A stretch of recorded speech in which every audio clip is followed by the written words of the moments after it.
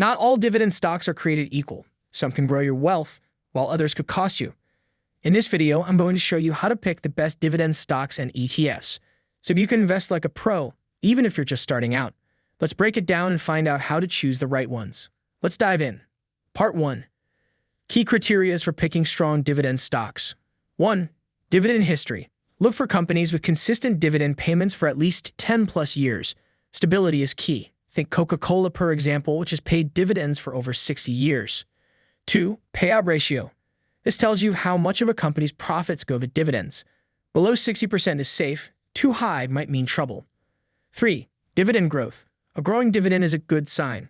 Look for companies that increase dividends yearly. This helps you beat inflation and grow wealth faster. Companies like McDonald's and Johnson & Johnson do this. 4. Revenue and profit stability. A great dividend stock should have consistent earnings. If profits are unpredictable, dividends could get cut. 5. Debt levels. Too much debt is a red flag. Look for companies with manageable debt-to-equity ratios, meaning they aren't drowning in loans. A good debt-to-equity ratio for dividend stocks is typically below 1.0, meaning the company has more equity than debt. If a stock checks these 5 boxes, it's a strong dividend pick. Part 2. High yield versus dividend growth stocks. Should you go for high dividend yields or growth stocks? Let's break it down. High yield stocks. These pay big dividends now, but they might be less reliable long-term. Many high-yield stocks, 5% plus, struggle to grow or might even cut dividends. Example, REITs and cover call ETFs. Dividend growth stocks. These pay lower dividends today, but they increase over time, leading to much bigger payouts later. Example, Microsoft, Apple, Visa. Total return matters. Some people chase high yields but forget that a growing stock price plus growing dividends equal more wealth in the future. Many smart investors combine both for income now plus future growth. If you're young, focus on dividend growth. If you need income now, mix in some high-yield stocks or ETFs.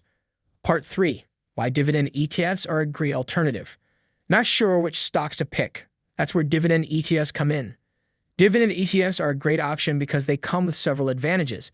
They are less risky as you're not betting on a single company, but instead owning hundreds at once.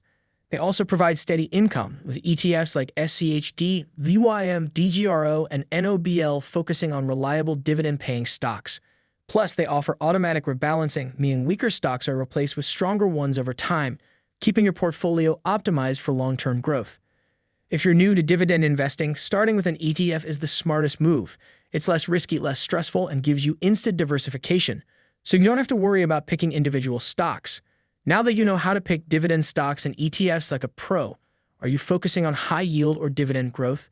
Let me know in the comments. If you found this helpful, like this video and hit subscribe for more simple investing tips. See you on the next one.